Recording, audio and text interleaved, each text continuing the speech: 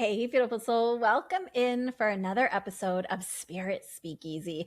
Today is honestly one I have really been looking forward to recording for a while. This is our Bali send off episode. It's funny, I've mentioned that I was going to record this episode several times. And even when the inspiration struck me, oh, you should record an episode as the trip comes, I was like, oh, that's interesting. I wonder what that episode's going to be about. So, today, I am bringing you in at the very beginning of this adventure before we go. I'm recording this just a couple days before I leave. And in this episode, I'll remind you how the trip came together. I'll share my intentions for this trip, what I'm already spiritually aware of for the journey, including some personal energetic guidance and some of the astrological reading or guidance about the trip, plus something called Astrocartography that we did for this trip. I'm going to share about and how you can do that for yourself, for your own trips or day-to-days over the summer for both me and my travel companion. We're going to talk about this, and we're going to go through the 4 areas that we're moving through on the island of Bali and what the energy of each one feels like. Then we'll dive into this astrocartography, what it is, what it's indicating for both of us in this specific location, in this time period, and how you can explore it again for yourself, your own travels, your day to day. And I'll close out with something I want to leave you thinking about while I'm away. And I will leave some links in the show notes to those tools that I'm going to mention when we talk about the astrology. It's really interesting. Like I was saying, for those of you that have been here a while, you might remember the episode not long ago that I talked about who I was living into next, and that little kind of nudge or kick in the pants from my intuition that said, well, you can only call yourself a traveler if you're actually traveling. You guys know I do a lot of self-evaluation, and I'm always available to look at who I am right now and who I want to become next, who I'm living into. And this all ties into that. I will definitely link that episode for you in case you missed it. You won't need it to get this episode. You'll still get what we're talking about today. But if you want more of the background and want it to be a little juicier, that is the one to check out.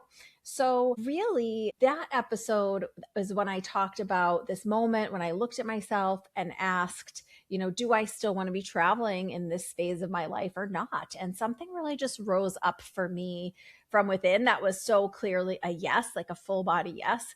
And what's already been kind of quietly brewing in the background, just as a quick recap, is a close girlfriend and I had been talking since kind of late 2024 about finally doing like a big trip. We need to go somewhere. We need to go on a big trip, is kind of what we were saying. And we set the date out back then in spring of 2026 because it kind of felt like a safe distance away. We could think about it a little, feel into the energy, kind of see what was rising up, save a little, take some time to really plan it out. And here we are. I can hardly believe that it is actually here. This episode is going to actually release the day that we are flying out and starting our journey out of LA. So you will be listening to this just as I'm sending off, like literally for the trip. So, oh my gosh, my voice is so froggy. I've been talking a lot and doing a lot. And some of you might also know that I do have a dear friend of the pod, who actually lives in Bali, Kelly, SoCal Medium. And let me tell you, when someone who lives where you're going can help with the itinerary, things really shift. I had started the outline of the trip and what I thought we were going to do and started researching the hotels, and a very reasonable plan. And then I sent it to her because she was like, oh, send me what you're thinking about. And she really just kind of reordered things and was like, oh, okay, you need to start here and then we'll talk about it. But there's a segment that she's like, you could leave this off. So she gave some really wonderful guidance as to where to start, kind of the direction to go. And she definitely was right in the overall planning and even in the energy and the astrology. As we talk about it, you'll see how everything just seems to be lining up serendipitously. Now, I'm sure there's going to be some bumps and delays and side adventures on the road, but it is interesting to feel that pull of things lining up. And I think I might have mentioned this before, but my travel companion and I, Tara, will be recording a full recap episode together when we get back, just like I did after the New York episode, for those of you that listen to that. So you'll get the whole story then. But today I want to bring you in right at the beginning, before we go, as we're leaving, because I want you to feel a part of this, like as we're starting it. And I'm hoping to create some things while I'm there to share when I get back, or at least be inspired too. So let me tell you a little bit about what I'm actually going for while we're there, my intentions, kind of at a soul level, not just at a travel and adventure level. But first, I just want to quickly mention, like I said before, when I was thinking about creating this episode, I was like, I wonder what that episode will be. Yes, I did a lot of research into the places that we're staying and the route that we're taking and what to wear and the sunscreen and every bit of it, the eSIM that I'm going to need to be able to use data and Wi-Fi out and about, like all of those travel elements. I'm thinking about that just as I'm recording this. I have some headphones that are supposed to be arriving that are noise canceling, which I've never had before. So I was thinking, like, we don't really do a lot of, like, we're not a travel channel here. So I don't know that you guys need to hear about that part of the journey. You're all very wise adults on your own, and I'm sure do your own travel research. So when I really over these last couple weeks was like, okay, well, we're getting closer. I want to wait till we're very close to the end date for the trip to record this so I can give you like the most up to date where I'm at and what I've done. And of course, in these last couple days, I'm doing all these last little bits and still seeing clients. And I have the last class of the month for my students tonight as I'm recording this, and bits and things and laundry and cleaning and the business of it all. But I really wanted to make sure I could get this to you as we were leaving. And instead, I want to, like I was saying, share my intentions for the trip with you, because maybe I have a bit of a different perspective just at this phase in my life, and certainly with the spiritual side of me, maybe I'm thinking about things a little differently. And then this really fun aspect came up where Tara did some kind of astrology and looking at the map as it relates to the astrology. So then this episode just kind of shaped up on its own. And that's how we got where we are. And so I just want to let you know, it's not going to be travel tips and tricks, unless you guys want that at some point. But this really is going to be more about what I'm planning for the experience, the vibe, what the astrology is lining up to be as we're going, and how you can kind of look at these things for yourself for your travel, with little tidbits of Bali and what we might do or see or feel kind of woven in. So at a soul level, I'm going for way more than just travel as part of my intention. My intention is really simple. And I want to say it really simply. I just want to show up. I want to feel it. I want to take it all in. I want to be present with the vibration and the magic of the island, while still being respectful and curious and honoring, of course, the local culture and customs and people and land, and just be in the experience as a guest of the energy of the island. So that's more or less it. No real firm agenda going into this trip, no checklist, just be present. This is for travel, for bigger travel, kind of the way I like to do it, to be honest with you, when I'm thinking about the other trips I've taken. There's something actually a little funny that is coming for me specifically. I received some very clear guidance, like a spiritual message, as part of my preparation for this trip. So typically the way I do the travel piece of it itself is depending on, like, if we're going to be in certain cities or with certain family members, case by case basis. I don't necessarily like to have a very stressful, hard itinerary if I can help it. I like to just have a list of stuff available in that area that we're going to be, in case, we want to schedule our day or kind of look at it while we're there. Restaurants that have some decent reviews or that someone's recommended, just in case we want to try, just as a couple cursory options. I do feel like often when I'm somewhere, the times that I've gotten, been fortunate enough to get to travel, the people that I meet there or that I'm there visiting often have like the best suggestions. So I like to leave a lot of spaciousness for that.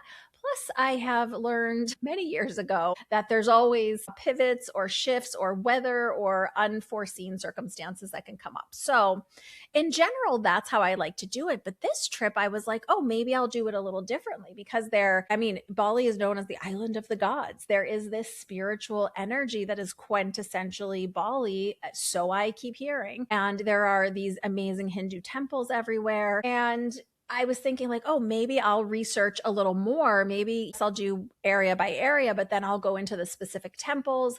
I'll learn about who they represent and what the energy is there and what the offerings are for there, and just really deep dive it for myself. And then as I was in meditation one day, it really just hit me, because the weird thing was I was resisting doing the research and I was excited about it, but I just kept resisting doing it. And I was like, that's weird.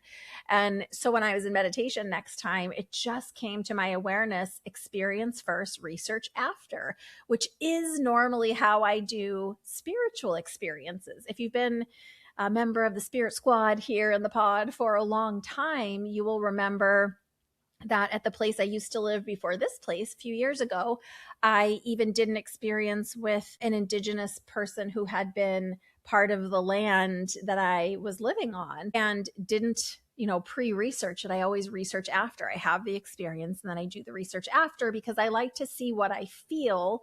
And I don't want any like preconceived notions or a power of suggestion. This is how I've been since, I even think back to when I first started wanting to understand Reiki. The first person that gave me a Reiki session, what I said to her was, don't tell me anything. I just want to have the experience and tell you what I'm seeing and feeling, because I would see and feel things with massage therapy. And then you tell me how that makes sense for Reiki, because I wanted to like really know that I was having the experience. So it was kind of funny. I was like chuckling to myself.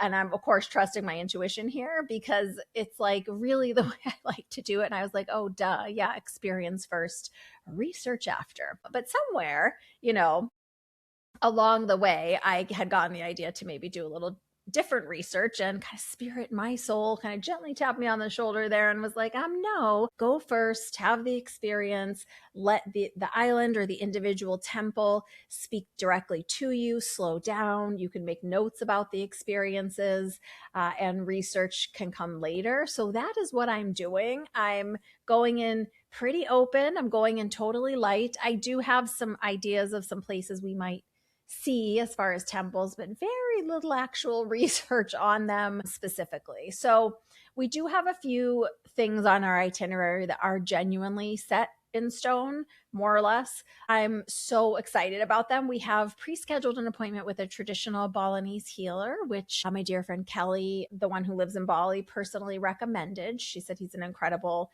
traditional healer there, and we had to schedule a good amount ahead. Like that was the first thing that I think even before we booked the hotels, I think we booked this healer, because apparently lots of things are loosey-goosey in Bali, but healers and accommodations and a couple things like that, you have to book way in advance, is what I've heard. So we are really excited about that. That's already scheduled, and I cannot wait to report back to you about it.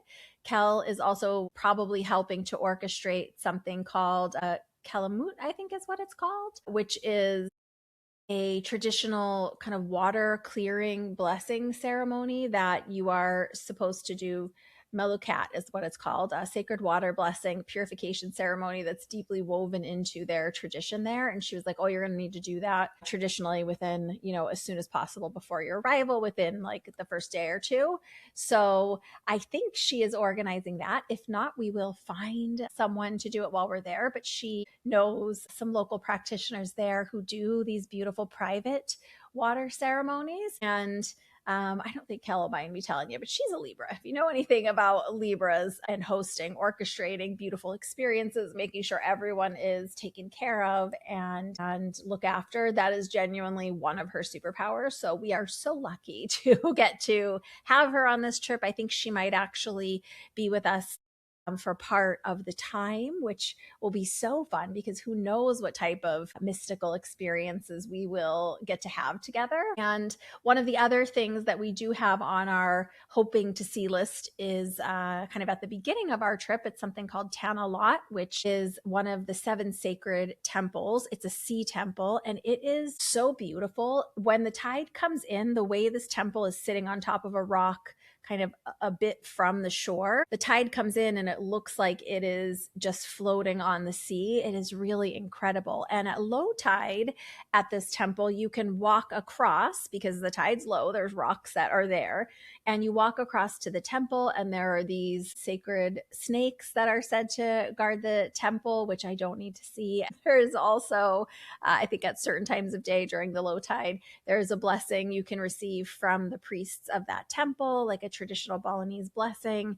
And you can't go up to the temple itself because it is a working, what's the way to say it? It's not working, right? It's like a practicing active temple with the local Balinese people. That's one of the temples that they do offerings and prayer at. So you can't go into certain aspects of temples that are active, kind of the inner sanctum part of the temples. So we won't be able to go up in there, but I'm really excited to see it. Hopefully we'll get to be there at low tide if we can orchestrate it right. And there is a really incredible like shopping area right there with local craftspeople and arts and things. So excited to see that on our list. And we really do have like a loose list of things we'd like to experience. A spa, maybe we'll do like a little sound healing or something. Maybe we will see some of the other temples. The rice terraces for sure are famous. There's amazing, really fresh food there. Very little set in stone beyond the things we sort of know we want to do.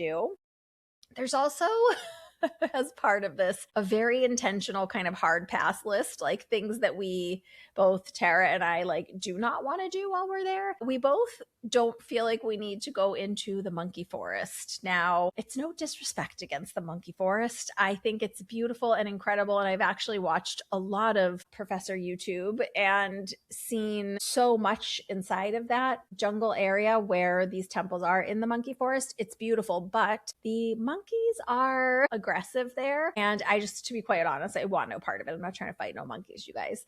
And I respect the island and the nature that lives there. And so I don't want to go into their habitat because I feel like you're in their habitat. Like whatever happens, happens, right? And people get bit and I just want no part of it. So that's a no for us. I'll tell you about it when I take you through the segments like that we're staying, but we are staying at one area that is kind of right in, not in the jungle, but like adjacent to the jungle, which most things are in this one area. And for me, I'll probably talk about it again later in the episode, but for me, it's like, it's all the same land. So I don't feel like I need to be properly inside that forest to feel the energy of the land there. But, besides that, what else are we not doing? No, like, they have these crazy quad expeditions that you could do. I don't want to do that. There is like a 3-hour steep dark hike up Mount Batur, which is like the volcano there, I believe, where I don't want to do that. So there's just a few things that it's like, oh, that's too much. I'm not trying to like have that type of trip. I want it to be very relaxed and easy and beautiful. Nothing that doesn't feel aligned.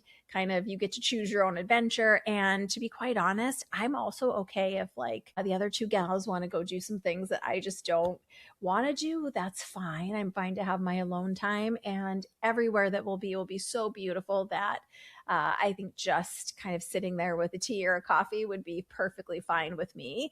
And I had to tell you, like, honestly, the emotional truth for me about this trip, I am so excited for all of it. The island, the people, the culture, the beauty, both like the natural and the man-made, and the way that it works together. This spiritual energy that's famous there, the food, just all of it. I'm also a little nervous. I've done the practical research. I've, gotten caught up on my vaccines that I needed.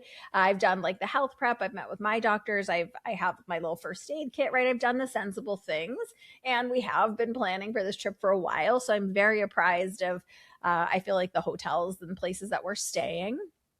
And both of those things are completely true at the same time. I'm excited and aware of the unknown, and aware that, there is also a wild energy to the island. And I heard one YouTuber say they're like a person expat that moved to Bali, and they said over the years they had been there that they learned you don't live on the island, you live with the island.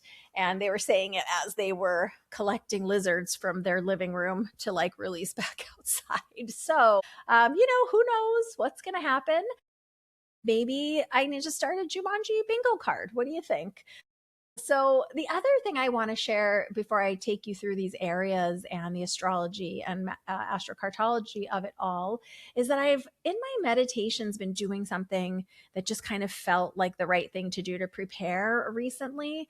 When I'm in there, I'm just spending a few minutes, sometimes a little more than that, depending how I feel that day, just saying hello to the soul of Bali herself, the energy and the spirit of the island, just kind of energetically introducing myself, letting her know I'm so grateful to be coming, asking to be received with grace, promising to tread lightly on the land. I felt it just, I don't know, more right than maybe any amount of that research that I got to skip could have done. So energetically, it just already is starting to feel wonderful and right. And when I was thinking about this episode, I was like, oh, it kind of feels like going to get to finally go meet a pen pal is kind of how it feels, because I have been touching in with the energy of the island for a couple weeks now. So it does seem like, and I've watched so many all of the YouTube. So it really does feel like getting to go meet a pen pal that I kind of already know a little bit in some ways. So I really think that's going to be super interesting. Now, I want to share something that I think is really beautiful and unique layer to this trip. And this is a big thank you to Tara, who is my travel companion, who is coming with me from home. And we're actually going to go together. If you have been with me for a while, you would recognize her because she is my friend that I was doing a lot of Disney days with. So that is Tara. And she's the one that will come on hopefully after the pod, after we get back to the pod and do the recap with me and tell you all about our trip. So I just am so grateful to her because she did something so special this weekend. She actually looked at the astrology and the astrocartography for both of us, specifically for these dates. And what came back was so personal and interesting, and some of it very validating about what I've been feeling about the energy of these different areas already. And I want to share it with you, the pieces that felt meaningful, just as we go through this next segment too, because I think it's really interesting kind of the heads up that we can have about it all. And it might be a fun layer for you to add into some of your kind of upcoming trips or staycations, if you will. So I'll share a little bit about what the astrology of it all has for us. I'm going to go into mine and hers, and then I kind of will touch into it throughout the rest of the episode. So for me, over the span of our trip, the sky in relationship to my own chart for this exact trip really points to something that feels like such a strong potential for profound like renewal of self, almost like not quite leveling up, but like an expansion, maybe is how I was reading it. There's a really major long cycle planet in very close conversation with my son right now. And my son is kind of, obviously the core of who we are, our identity, our life force, our purpose. I won't bore you with the specific astrology. I am a 0-degree sun, which means I am really trailing the energy of my rising or my ascendant. And, we all have, I know a lot of people poo-poo astrology, but it is so specific when you really get into the longer versions of our own chart beyond what we see in like the horoscopes and things, right? And how it relates to things like this, travel, time periods where we have important events or meetings or travel. So it's really interesting that as part of this energy I was talking about, this aspect, right? It's in conversation with my son. The energy is really aligned for the way I would describe it, kind of an emergence, a possibility of like shedding an old layer and really stepping more fully into maybe who I am, maybe who I'm living into next, as I guess maybe a running theme of this trip. So we will see. It's not like a crisis. It's not something bad. And I don't actually think there are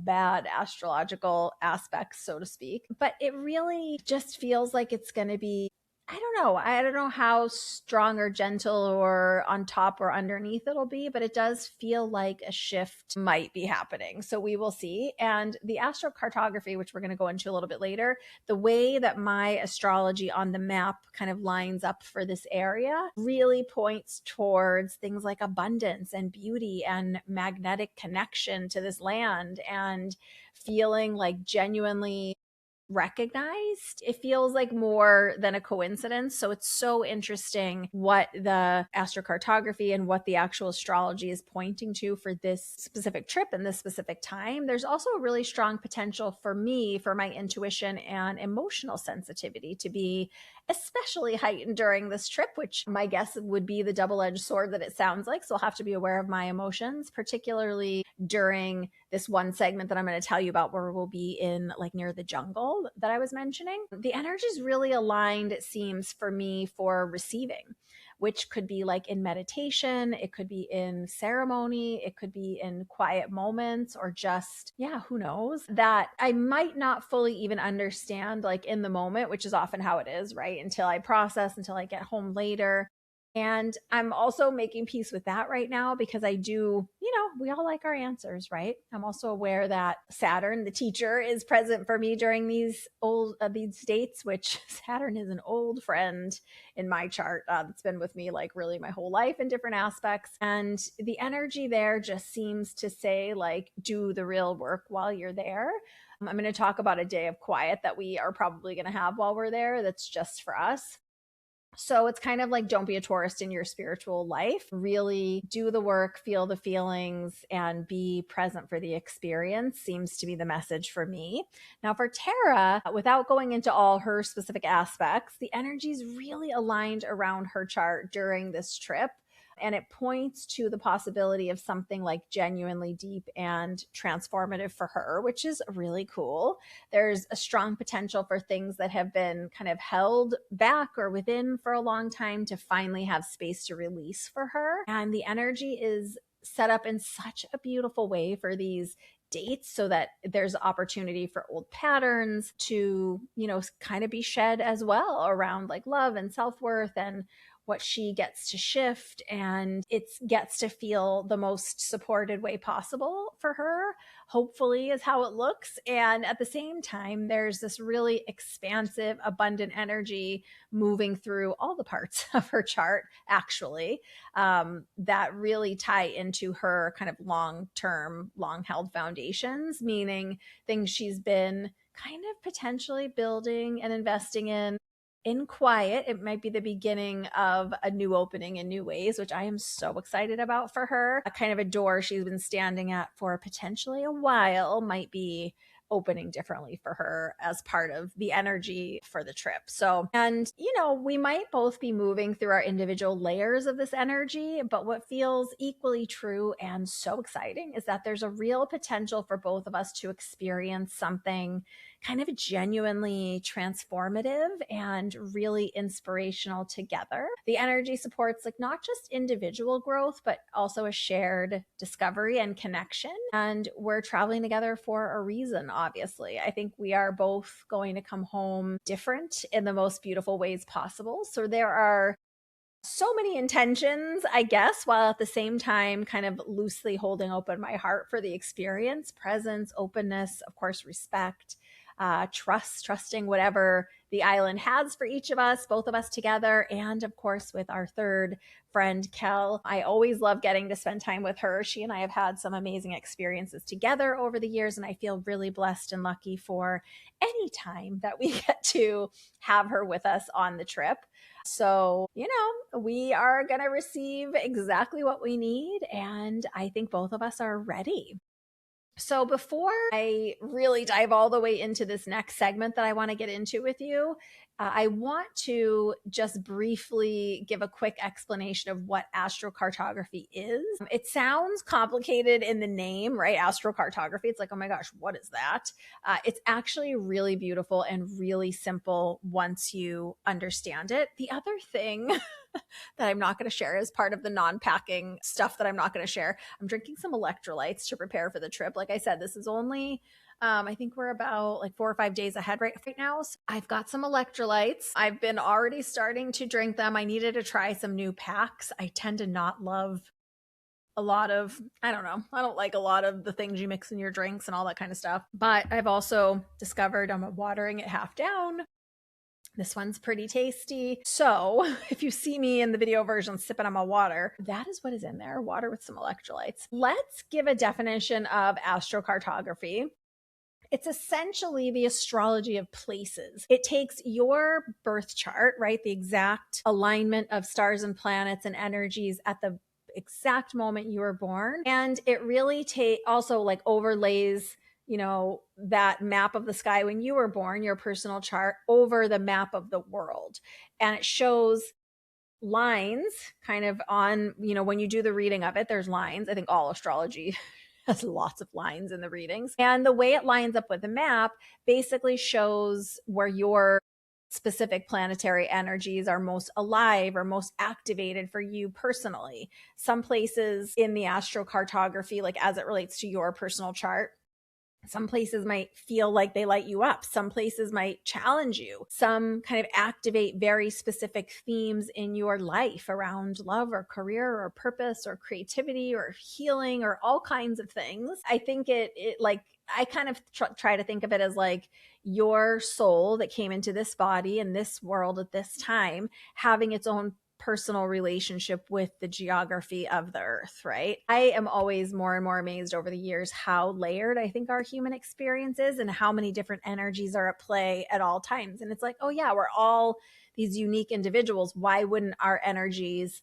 also have energetic relationship with different places in the world, right? It just makes so much sense to me. So astrocartography is essentially the reading of that. And the really fun part is that every person's map is completely different, and the same places can feel entirely different to two different people because they're the lines of their astrocartological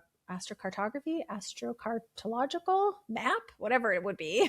They're all different, right? So Tara, she is much better at astrology than me. You guys know I dabble personally. I don't do it professionally. She is much more knowledgeable than me in astrology across the board. So she had this idea to look it up for both of us, the astrology and the astrocartography, for the specific dates and the specific locations that we are traveling to. And honestly, the results were so interesting that I had to share them with you. So let me start with Tara because her chart for Bali genuinely like took my breath away.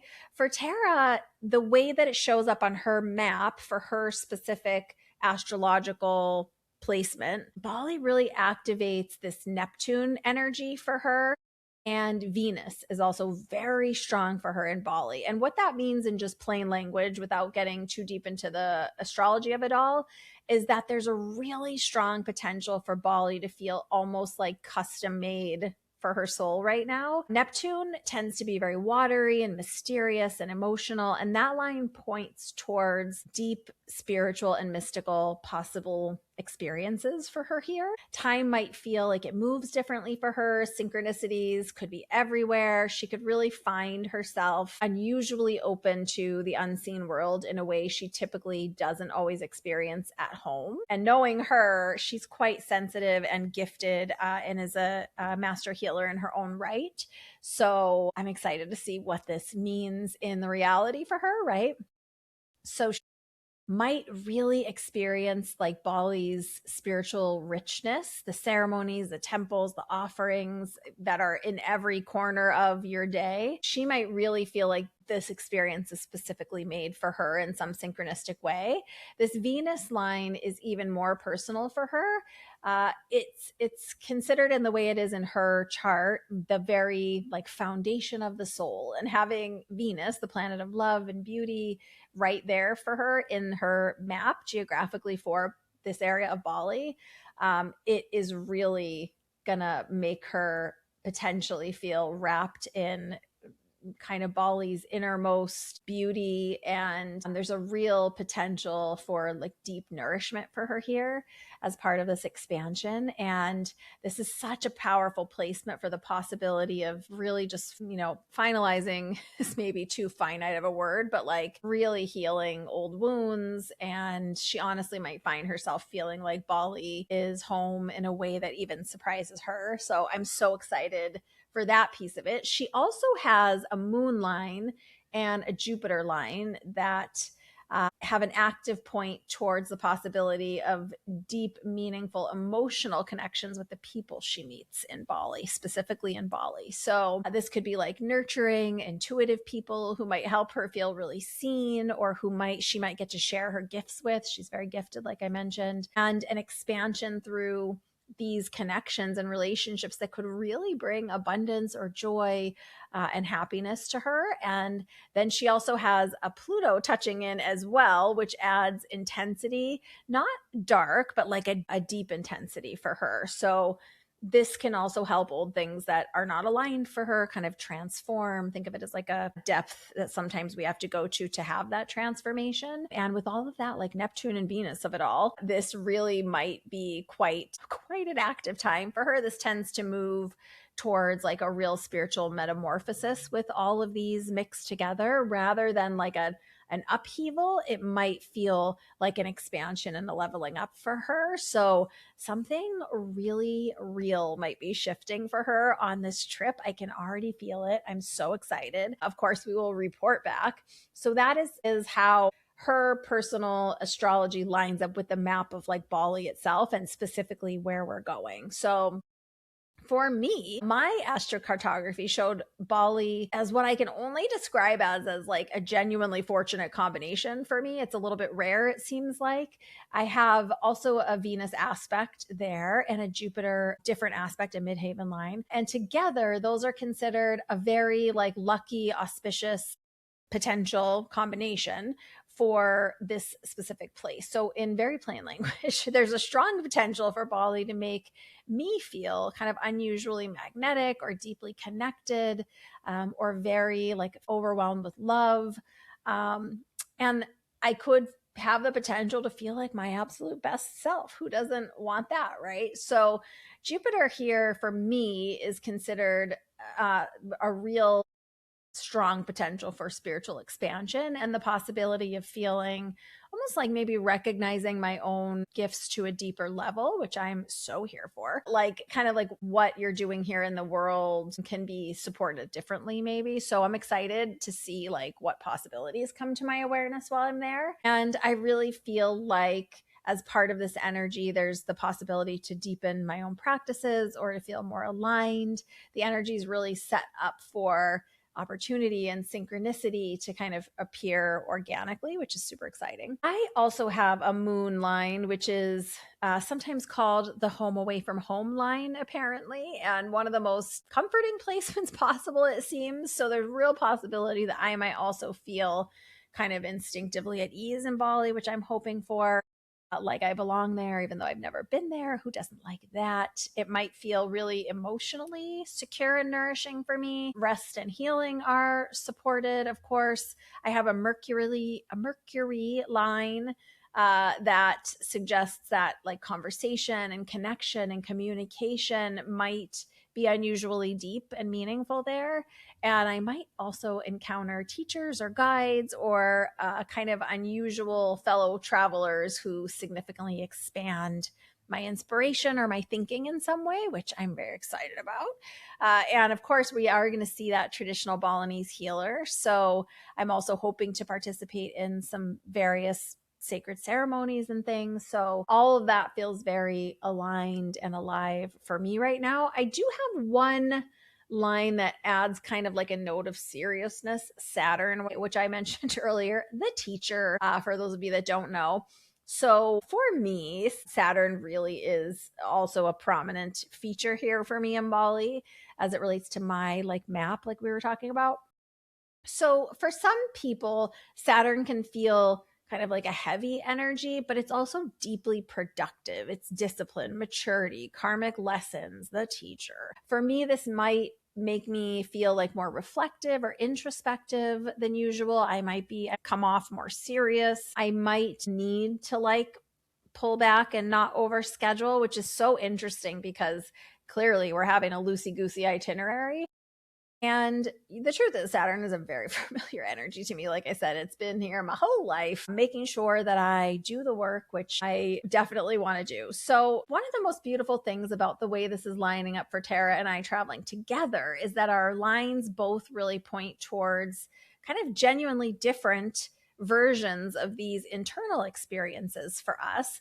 She might be moving, with all of her Neptune energy into kind of like surrender and mystical and open and dreamy like feelings and all of this transformation at a deep level. I might be moving into kind of this like expansive, magnetic, spiritually abundant area of my experience. And underneath those individual layers, there's also this very real potential for both of us to be moving through something genuinely transformative and really inspirational together.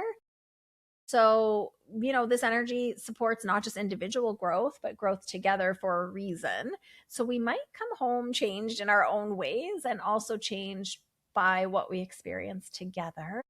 So if you want to look up your own astrocartography for any upcoming travel or for places you're thinking about moving or for just yourself to see where your lines are versus like where you grow up and where you live, it's really fun. I will leave a link in the show notes so that you can kind of play with it if you feel like it. Just a fun summer activity for yourself. So you just will enter your birthday and time and location, and it prompts you, and then you can really start exploring. And once you kind of see how these things connect and relate it to your own life, it's kind of one of those things you like can't unsee once you've seen it. So luckily ours looks lovely for Bali for both of us, which is so exciting. And it just feels like perfect timing. So the last thing I want to do while I have you, before I leave you with something to think about, is I want to just briefly walk you through these 4 areas that we're going to move through, because on the post kind of download trip episode after we get back, I will really tell you how I experienced these areas, and we'll talk more about what the spiritual aspects actually are from my perspective and all the things. So I want to take you through these 4 areas that we're moving through, and I want to share kind of what I understand to be like the vibe of each part of the places that we're going to be in. And I'm going to keep it kind of general because we are going to get the full detailed itinerary and everything when I get back. And I'm also going to give the astrology, like what is the astrology saying for these different segments now that you understand the astrocartography and our intentions and what it's going to mean for us as individual souls to be at this specific location. Let's talk about the locations a little bit and the actual astrology for those days. Okay, so we are landing. We're losing a couple days in travel. We're landing, and then we're going for the first couple days to, I'm calling it the west part, but it's not technically the west side of the island. It's kind of like the west beach area. So it's a little more villagey. It's a little more kind of sleepy beach town area towards like the western segment that we're going to be in. And I think we're not too far from where Kelly lives, so we might get to see her a bit in this first couple days, which would be cool. And when we arrive, it's because it's going to be like more quieter, more local part. We can still access the stuff, the restaurants and the shopping and the things, but we're not right in the heart of that. We're kind of set a little out of that, which I'm excited about. So we're going to kind of ease into the island rather than just landing in the middle of everything. And beginning here with someone who actually lives there, I think is going to be super helpful. And it feels like such a gift. So it's wonderful to know that we're probably going to get to see Kelly within the first couple days when we are there. This is hopefully where we'll also get to do that Melukat water blessing. It's a sacred purification ceremony that is really part of Balinese culture. Kelly mentioned it to me. I was like, oh, you're going to need to do this, upon arrival within the first couple days. And I've also seen some other teachings about that. So I haven't deep dived it, like I said, deep dove it, but I do know that that's a private ceremony and it's supposed to be kind of clearing away the old and and really just aligning yourself with the energy of Bali, and yeah, making some offerings to the island, I'm sure. So hopefully we will get that orchestrated, and Kel might know someone, so hopefully we'll see if that works out. Otherwise, I'm sure it'll work out in some other way. If that happens here, that's wonderful. If not, it might find us a little bit later. But that is where that sacred sea temple Tanalat is. That's kind of in that general area. I think it's maybe like 30 minutes away ish, but I don't have a super great understanding yet of like how long it takes to get places there. I'm just going off maps and what other people are saying and things. And again, this is one of the 7 sacred temples, so it really does look dramatic and beautiful. Some people say to go at sunset. Lots of people say to try to go at low tide so you can get that blessing I was telling you about. But it is really one of Bali's kind of iconic sites, and Tara definitely has it on her must-see list. I'm also excited to see it. And I'm very excited about the little art stalls over there. So that is going to be really fun. I make zero apologies that I am going to bring an extra empty bag to bring back with me.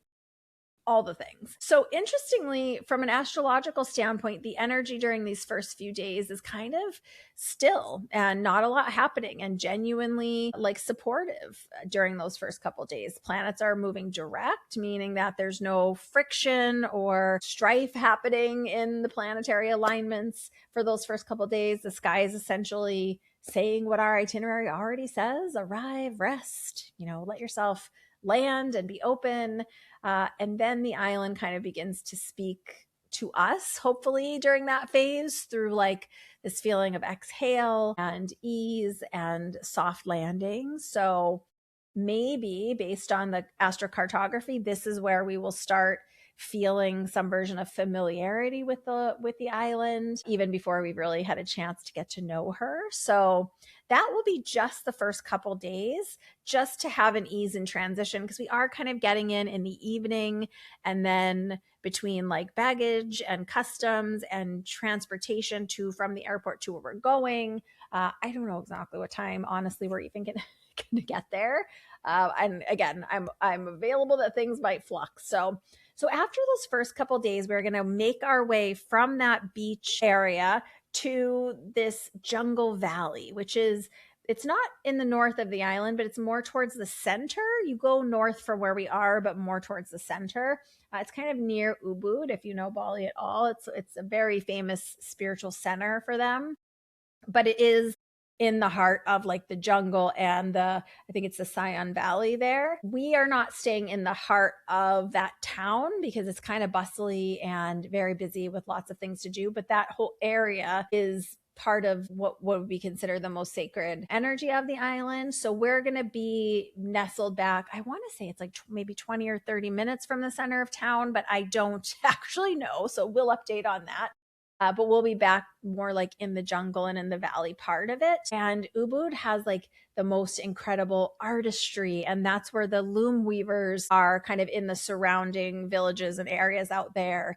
There are a billion cafes that look amazing and so cool and quintessentially decorated. And rice terraces are accessible. And there are beautiful temples not far from there. We might even do like a couple spa days. They're kind of famous for their spas and treatments and things, maybe sound healing, whatever kind of calls to us on any given day. This is, again, another area that I have sort of a collection of like maybe here, maybe there. This place for sure has something gluten-free, which Kelly also says they're pretty good at that over there. And I'm fairly good at like finding stuff wherever I go.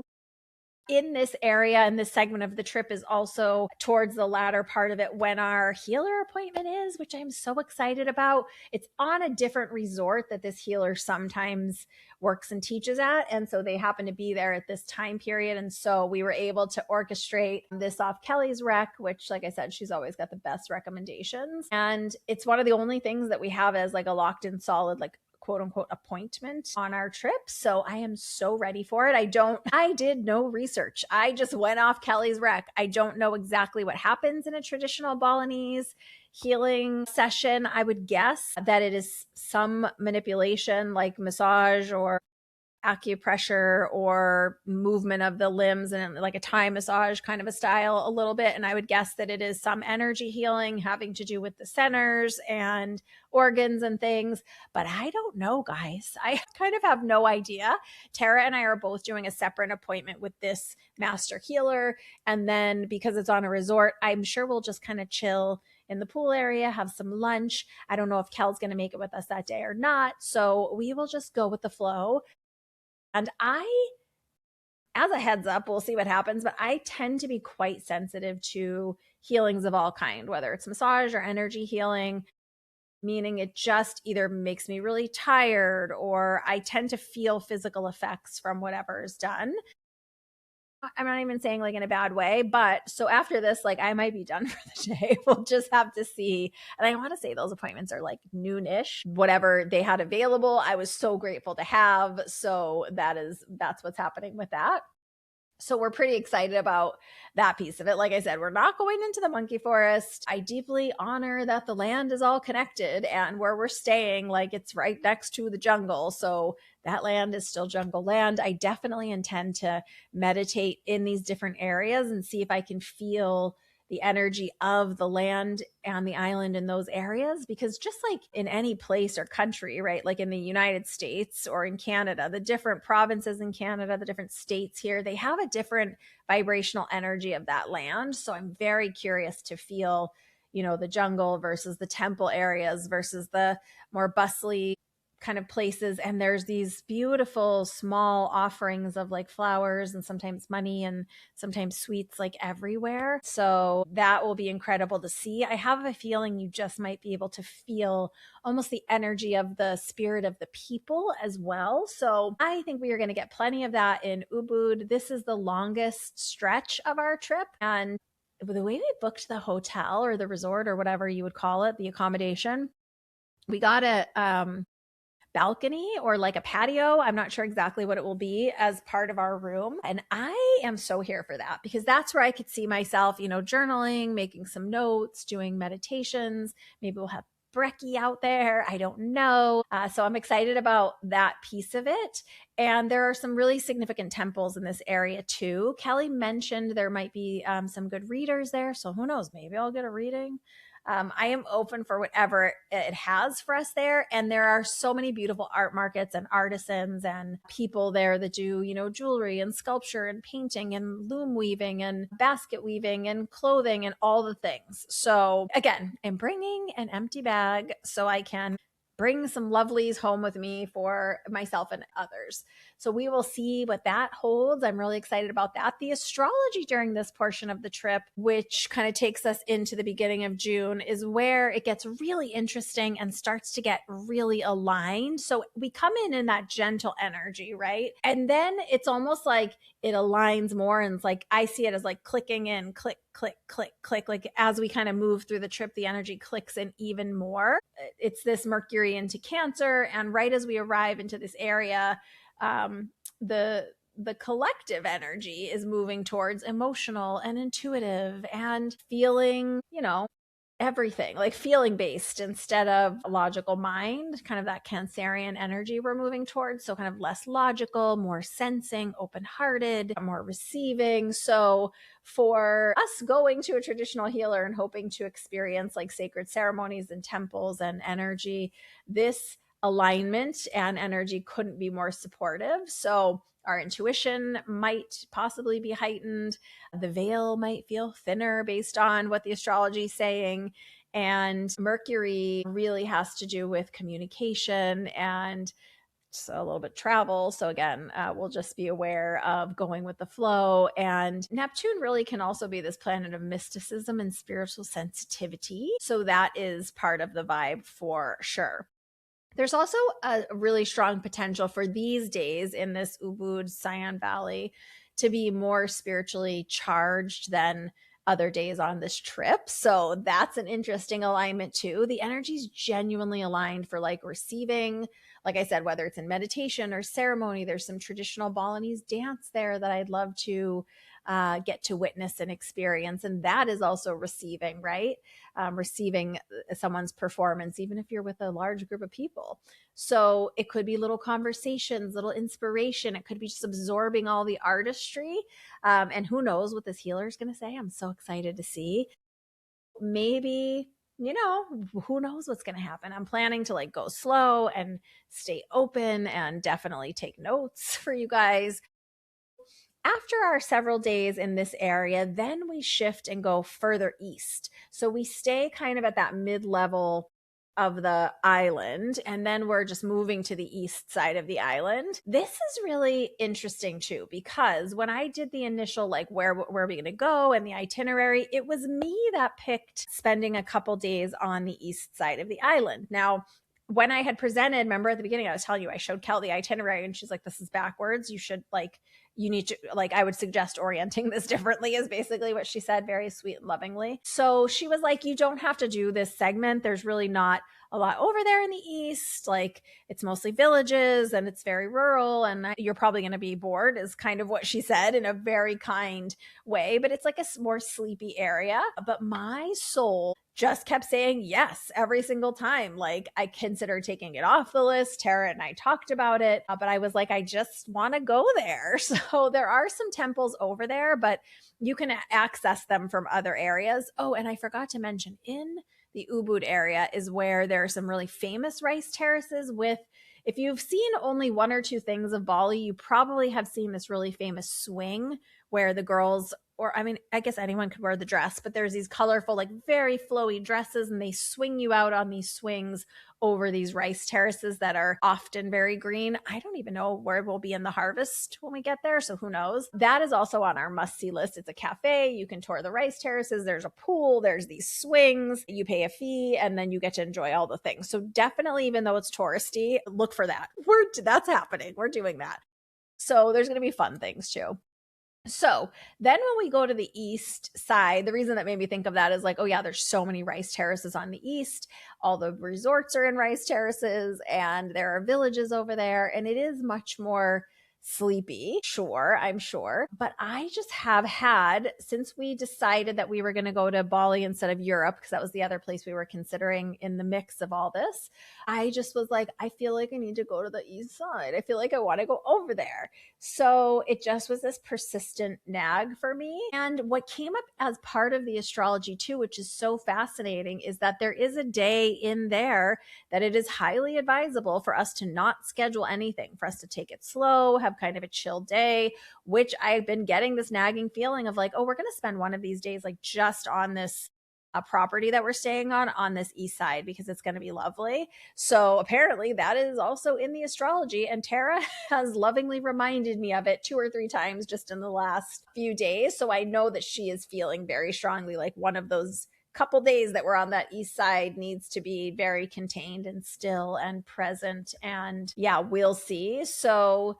that's very interesting. And the astrology like is so supportive of that feeling. And we will just take it easy and see what we feel and see. And that might be an integration period where all of the experiences that we've had so far are kind of dropping in a different way. We might be processing in a different way. I will let you know. I am super excited about that. I mean, I'm excited about all of it, but I'm really excited about that part of the trip. Yeah, so that's cool. So like I said, I think that this will be like an integration little segment for us, get digesting. There's going to be lovely food over there, and it's going to be very calm and easy. So we'll see. Sometimes nothing is exactly what you need. So after those couple days on the east side of the island, then we go back to sort of central beach area, and we're going to do a beach farewell. And where we are staying, it's not close to the airport, but it seems positioned in a way that it's like kind of a easier route than kind of in the middle of nowhere in the upper east side of Bali. It's just more close to the city. So I'm so excited about this, as all the areas, but this is where there are those famous Bali beach sunsets and great food, and the beach clubs are kind of in this area where there's like the pool and the drinks and the music and the fun and the shopping is over there. We will get to just kind of exhale in this beautiful beach environment. All the resorts are gorgeous. And most of them, if you like you have lunch or you buy a drink or something, you can just hang out there at their pool. So excited to see some of the most beautifully decorated hotels in the world in person, which will be great. And we'll just have a couple restorative days at the beach at the end. And I'm sure we'll take lots of pictures and all of that, deep rest, integration, and kind of ending where we are just steps from the beach really feels like exactly the right closing note. And the astrology really lets me know that this is so synchronistic for this little segment. Not only are our last days in Bali like kind of perfectly aligned in the astrology, but also even as we're landing back home, the day that we arrive, because we've got, you lose days in the travel and then we're traveling from LA. So we've also got to come home to San Diego down here where we live. So even on the arrival days, the way that Venus and Jupiter line up is all about love and beauty and abundance. So we're trailing that energy from the end of the trip and then trailing it into the first days when we're home, which is kind of incredible. Really, with Jupiter in there, that's the planet of expansion and luck and happiness. And so when those two come together, it's like very lucky, auspicious, right? So the energy is really aligned for love and harmony and warmth and a beautiful send off and a warm welcome home, which is incredible. And I don't think it's a coincidence that as it works out in the mix of all the things, that my son is also arriving home to visit the same day that I am arriving home. He actually will beat me here. He gets here in the airport and I will already be in LA and need to be coming home that day. So I will be walking off a plane, changed and fully open, and walking straight into getting to see my kiddo, my big grown-up boy and his wonderful partner, and just have, a fun few days with family. So that'll be amazing. And it seems like the universe planned our homecoming even. I have no notes.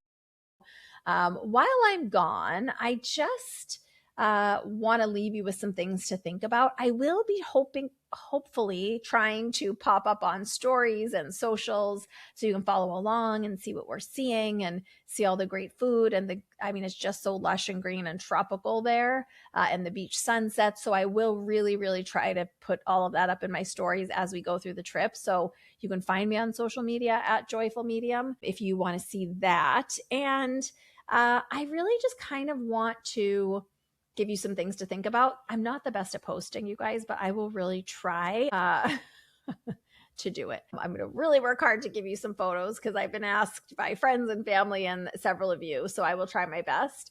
But what I'd love for you to just kind of ponder or roll around in the back of your mind is, what's your version of this? It doesn't have to be Bali. It doesn't have to be a trip at all. It just, what have you been telling yourself that you want to live into that you just haven't been fully living into lately? What's just one thing, however small, however little in the background, that you could say yes to this week that brings you back to yourself, that reminds you who you are? I'd love it if you would just see what comes up for you while I'm gone. See where you're saying no to things that your body or your soul really is like, say yes. Just start noticing. Of course, notice any synchronicities or signs, or if you're someone that works with numbers, I've got an exciting numbers episode just coming up soon for you. So I would love to hear all about what's coming up for you as you think about, like, who is it that you want to be next? And are you taking little actions in little ways to live more fully back into yourself? Because when I do get back, I'm going to have so much to tell you. I hopefully will have some tools for you. You will get to hear all about, the traditional healers and sacred water ceremonies and the jungle and the rice terraces and whatever else we end up experiencing and getting into. And I have a feeling there's going to be just a lot. So I can't wait to share it once I do get back, although I'm hoping the time goes maybe just a little slower than it's been feeling lately while we're over there. And again, you can find me on social so you can follow along real time. I would love it if you keep saying hi. There is a crazy time difference from California. I think it's like 16 hours maybe. So make sure you're checking because I'm going to be probably posting at very strange times for many of you. So I'm just excited to have you linked with me through this show, to be sending energy to you guys during my meditations, which of course I will be. And if while I'm gone, you are curious about working with me or having a reading or learning about mentorship or anything else, you can still find all of that on the website, joyfulmedium.com. But in the meantime, you guys, I'm going to Bali. I can hardly believe that I am saying that. I will see you on the other side, beautiful souls. Big hugs, lots of love. Bye for now from inside Spirit Speakeasy.